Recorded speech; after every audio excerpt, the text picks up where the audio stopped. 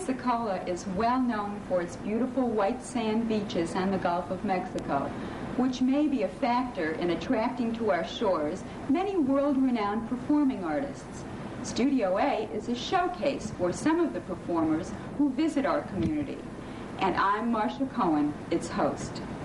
Recently, the University of West Florida invited the Toulouse Chamber Orchestra, featuring flutist Michel Debost and violin virtuoso Peter Zazofsky, to perform on its Music Hall Artist Series here. We were given the opportunity to tape some of the music they've been playing on their current concert tours, and to talk with the musicians themselves. First, let's meet Peter Zazofsky and his violin, playing Caprices for solo violin by Niccolo Paganini.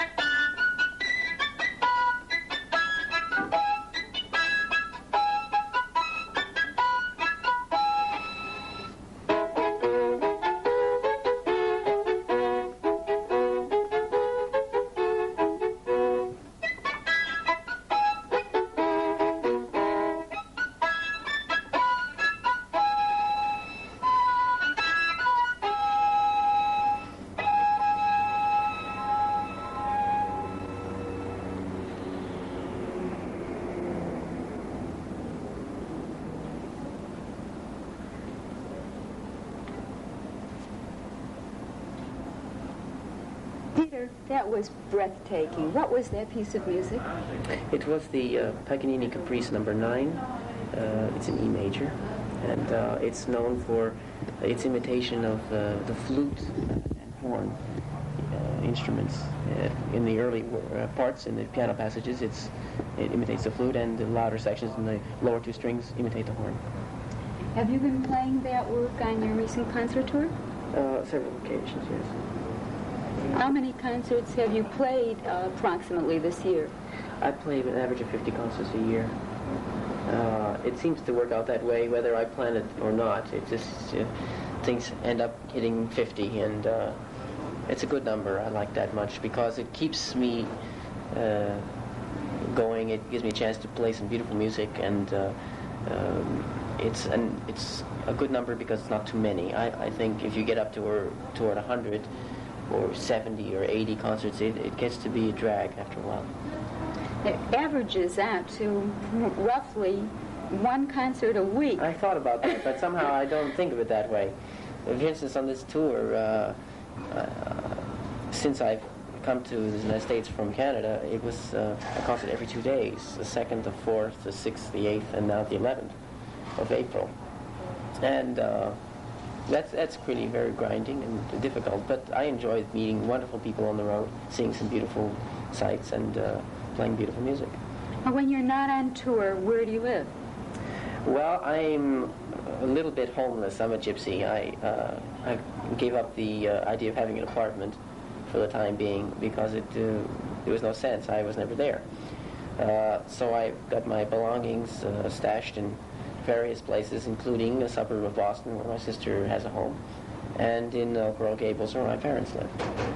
And when I want to change clothes, I have to go one place or the other. Well, in which place have you spent more time, Boston or Coral Gables? About the same, very little in each. Where did you grow up? I grew up in Boston. And I spent the summers in the western Massachusetts area of Tanglewood, the Berkshire Mountains. My father was a member of the Boston Symphony, and so I grew up with the orchestra in a sense. I was always around them. And then my parents moved down to Coral Gables, Florida, and I moved down with them. I was still too young to go to a conservatory, so I spent 2 years down in Miami area before I went to Curtis Institute in Philadelphia. So you came by your musical talent naturally, since your father's a musician. Is he also a violinist? Yes, he is, and my mother's family are full of musicians. She's a cellist. Her brothers include the first oboist of the Boston Symphony New York Philharmonic, and there are others, a trumpetist, a trumpet player, 2 violinists, and must be one more somewhere. Many. Oh, with a family like that, there must have been constant music in your home. There was quite a bit of music in my home, yes, and I think in the long run it was an advantage. But I think it's a mistake for people to think that one naturally goes into this because your family background. My brother and sister, both older, are not musicians. Didn't go into it except as very young children. Then why did you become a musician? I don't know exactly the answer to that, except that I remember various things from my early youth. One of them was that the Boston Symphony was on tour very often then, and they were going to China and Russia and Japan. All that travel looked good to you? Well, I remember going to the airport, taking my father to the airport somewhere or other all the time, and I thought that, gee, if I played violin, I could travel. So it was kind of a connection that a 5-year-old would make, and I'll be darned if it didn't work out that way. It seems to have. You've certainly been doing a lot of traveling, and I assume that you're enjoying it by and large. Very much. Where did you get your training? Well, I started off with a man in the Boston Symphony who was then in the first violin section, later on became concertmaster. His name was Joseph Silverstein. And it was a kind of situation where I really couldn't study with my father. We get along very well, but that was something that was best left to someone else. That was very wise. Whose decision was that? It was the only way. It was not, I don't think it was any bit of wisdom, just that, it was just the kind of thing where if I saw the sun, or if he saw the sun, I would say it was the moon. It was just one of those father-son relationships where it was better off that someone else teach me. Is it still that way? Not so much. It's better now, but still I'm by and large on my own. And I was brought up with a different violin training than my father. I went to Philadelphia in the Curtis Institute, and I studied with a man named Ivan Galamian, who has produced the greatest young violinists of this age, from Perlman and Zuckerman to David Nady and Michael Rabin and a host of others, as well as many excellent violinists in the string sections of the major orchestras all over the United States. So this background led me to play a certain way, and not necessarily the way my father had in mind. Does he feel as though you are not playing the instrument properly? Oh no. We've gotten much closer on that, and I think that he has seen the success that I've had, which he, in a sense, knew about, because he's seen me grow up. He's seen where the talent was and what needed to be done, and since he couldn't do it, it was possible for me and my other teachers to do that. The Toulouse Chamber Orchestra of France has had a long and happy association with flute soloist Michel Debost. We hear them now playing the last movements from the Suite in B minor by Johann Sebastian Bach.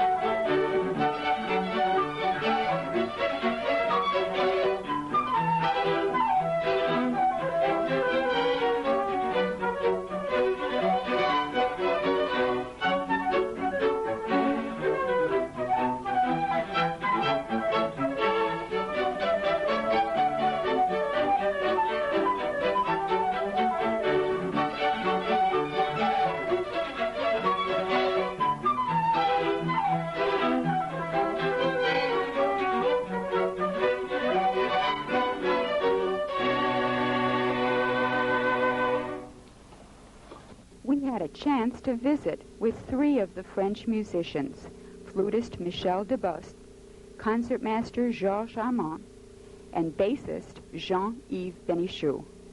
Here, Monsieur Debost tells us of his love affair with the flute. I played the piano like many children and hated it like many children. And then a friend of my father played the flute and offered to teach me the beginning of the flute, and I immediately loved it and then went on and eventually went to school playing the flute. And so you really fell in love with the kind of sounds a flute makes. In French, yes. It's called timbre. The timbre, that's right. Flute. That's right. And I don't know, there's something about the tone quality of any given instrument that really seduces, I think, a youngster. And even outside of music in itself, you just become enthralled, you say, with the tone. So the pipes of Pan enthralled you, exactly. So to speak. Where did you get your musical training? I was born in France, and I went to school in France and work still in France. Did you attend a famous institute of music? Or? Yes, I went to the Paris Conservatory, which is sort of the musical academy in Paris. It must have been about the time that you decided possibly the flute could be a career for you. No, in the French Conservatory you have to sort of specialize before you attempt it. It's already a school for professionals, comparable to the big American institutions like Juilliard or Curtis or Oberlin. Or they're already people who have a professional perspective. And did you, at that time, feel you would prefer to be either a soloist or an orchestra player? I dreamed I would be eventually a first flute in an orchestra, and that I would play as a guest soloist with orchestras, and it's a dream come true. I do a little bit of both. So now you are both a soloist and an orchestra performer. Yes, I play with the Paris Orchestre de Paris, which is the symphony, the large symphony in Paris, and then I'm invited with this prestigious ensemble like this one to play as guest. And how long have you been associated with the Toulouse Chamber Orchestra? I think we started playing together something like 15 or 16, 17 years ago, and played on and off every other year, and made records together, and we were very good friends. But they keep renewing themselves, you know, there's some younger members, but they're very, very consistently good. Excuse my English. They certainly seem to be. How long has this particular tour lasted? We started on the 13th of January, and now is February 20, so it's a good 5 weeks, almost 6 weeks ago. A 6-week tour, and where have you gone? Canada, the East Coast, Washington, D.C., the West Coast, BC, Texas, my heavens, the Great Lakes, Florida, everywhere. All in a whirlwind 6-week tour. Oh, yes, yes. I suppose you'll be relieved to get back to Paris. Well, it was I think it was strenuous, but pleasant and successful and very rewarding in many respects. A lot of suitcases carrying and a few concerts. Well, it was nice that you were able to end your tour on a beautiful beach such as the one that we're settled on right now. People say it's cold now, but we come from the Great Lakes, and I think it's wonderful. It certainly is warmer in Pensacola than in Chicago, I agree. It is. Monsieur Armand, you are the concertmaster of the Toulouse Chamber Orchestra. How long has the orchestra been in existence? Vous êtes le soliste chef de l'orchestre de chambre de Toulouse. Dans combien de temps est-ce que ça a duré, l'orchestre de chambre? Eh bien, l'orchestre de chambre, c'est une longue et merveilleuse aventure. L'orchestre a plus de 25 ans et il a été créé par Louis Oriacombe, et puis j'ai pris la direction il y a une dizaine d'années. Malheureusement, c'était à la suite d'une grave maladie de Louis Oriacombe. The orchestra is in existence for 25, 27 years, and the conductor, whose name is Louis Oriacombe, after a slight operation a couple of years ago, about 10 years, was unable to continue his conducting abilities, and so Monsieur Armand here took the spot over for him. Monsieur Armand, where are all of the musicians in the ensemble? I believe there are 11 of them. Where are they all from? Are they all from Toulouse? Est-ce que vous êtes tous de Toulouse? Oui, la majeure partie de l'orchestre est de Toulouse et les autres sont toulousains par adoption. Ils sont vraiment toulousains finalement. Most of us are from Toulouse, but some of us are from other parts of France and other parts of the world. And how long has this tour been? Depuis combien de temps est-ce que ça dure, la tournée? La tournée a duré 5 à 6 semaines et nous sommes au dernier jour. Je dois ajouter que nous sommes enchantés d'avoir retrouvé le public américain parce que cela fait tout de même la 3e tournée et on a retrouvé le même public enthousiaste et vibrant et nous sommes prêts à revenir avec le plus grand plaisir. The tour has lasted about 6 weeks and we are delighted to have met the American public again, and this is our 3rd time here, and we hope to come back again very soon. Monsieur Benichou, I notice a distinct lack of a French accent when you speak English. Somewhat, yes. Can you explain that? Well, it goes back to my birth. I was born in North Africa, which at the time was part of France. And at the age of 3, my family immigrated to Philadelphia. And I've kept my French name and my French language all through my life. I'm sort of bilingual. And I am very French and American in both ways. It's hard to distinguish what I am sometimes. But at the age of 22, I went to audition for a couple of orchestras in Europe. And luckily, I was accepted through the Toulouse Chamber de Toulouse, which is an extremely fine formation, I think. What is your instrument? My instrument is the double bass. I seem to notice at the concert the other night that you don't have a compatriot among the double basses. You are the only one? Exactly. It's a chamber orchestra, which is comprised of 13 strings. No, excuse me, 11 strings. And there's a harpsichordist sometimes. And there are 6 violins, 2 violas, 2 celli, and 1 bass. It's the original chamber orchestra at the time of Louis XIV. Does the orchestra specialize in any particular genre of music? Yes, we specialize mostly in the late Baroque Italians, Vivaldi, Corelli, Albinoni, and we do a lot of contemporary work. Oh, I'm always happy to hear that. Yes. Does this repertoire fit your own personal tastes? Yes, I'm very happy to play mostly all sorts of music. My favorite kind of music is contemporary. I feel more at home there than the Italian Baroque. Oh, how nice.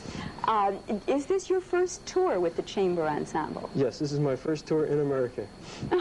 And it's just wonderful to see my own country as a visitor for once. Is this the first time then that you've been back since you moved to Toulouse? Somewhat, yes. I should say that was my first time in getting a job, a full-time job, and luckily they usually go through about a couple of years waiting time to bring out another tour. That is to say that the artist management, who is based in San Francisco, Marietta Anders, by the way, she takes care of all sorts of business within about a 2-year span. So every tour takes about 2 to 3 years' time to get prepared and launched ahead. And so this is luckily, just by coincidence, they came to America this time. But the orchestra itself has traveled mostly through all parts of the world. It's hard to imagine quite how much work would go into the formation of a tour of this nature. How does the United States look to you? Is it much changed since you left? No, it's becoming more and more modernized, I should say. The landscapes change, the scenery, everything, I think. But what I find similar are the streets and the highways. Everything looks the same most of the time. It's very hard to find any variety after a while. But the big cities, I should say, those like San Francisco, Washington, and Cleveland, they stand out more than the other small towns. How many towns have you toured to that have white sand beaches? Not many. In fact, this is the first. Pensacola has the whitest sand beaches. Yes, it certainly does. This is the last stop on your tour, is it not? Yes. Actually, our last stop is Panama City. Ah, and you'll be performing there shortly, and then you return Then we to go back France. to France, right. Are you going to be sorry to leave the United States? Or? Somewhat, yes. But I love France, and I love America too, but I have to find sort of a midway point. And I think I found something in that respect by traveling with this orchestra.